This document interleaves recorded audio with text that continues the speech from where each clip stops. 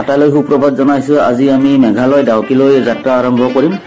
আমি এইবাৰখন online ticket কৰিছিলোঁ যোৱাকালি ৰাতি।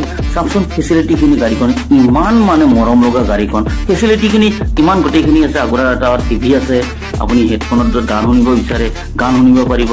চাওকচোন গোটেই আটক ধুনীয়া এটা পৰিৱেশ। ये हमारा भैया है, बहुत अच्छा लगा सफर करने से। कितने हैं? ठीक है, थैंक यू। আমি বৰাপানীৰ পৰা আমি এখন ফ'ৰ হুইলাৰ এখন বুকিং কৰিলোঁ। বুকিং কৰি আমি জোৱাইলৈ যাম।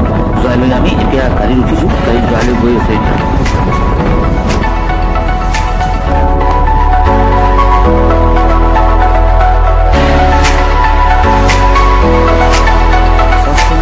নেচাৰেল পৰিৱেশখিনি কি মনোমোহা, কি ভাল লাগিছে আজি আহি।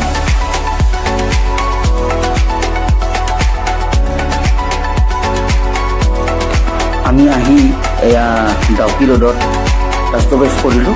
ষ্টপেজত আপোনাৰ এই দৃশ্যখিনি চাওকচোন, কি ভাল লাগিছে পৰিৱেশখিনি। মানে টি ব্ৰেক এটা ল'লোঁ আমি।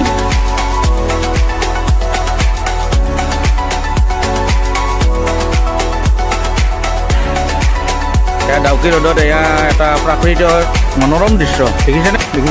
এয়া আপোনাক জুম কৰি দেখাম। এইটো ৱাটাৰফল আৰু এইটো নদী। আৰু আমি ডাউকি পাবলৈ আৰু 3 কিলোমিটাৰ আছে বাকী। এয়া বাবু, এয়া সঞ্জীৱ।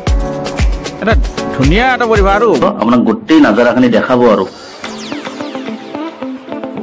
আৰু এটা কথা যে ইয়াত আপুনি ভিডিঅ' কৰা এলাও নাই, কিন্তু ফটো উঠিব পাৰে। আমি যিমান ফটো উঠিব পাৰে, কিন্তু ভিডিঅ' কৰা এলাও নাই। কিন্তু তথাপিও মই এটা চিক্ৰেচি কৰি অকণমান মই ভিডিঅ' ক্লিপ এটা আপোনালোকক দেখুৱাৰ কাৰণে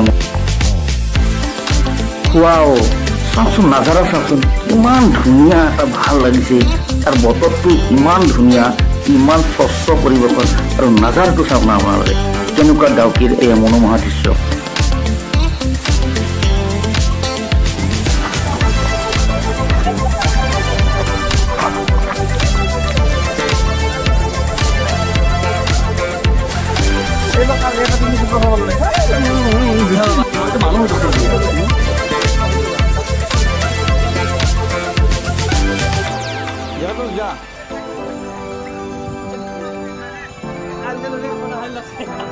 Alde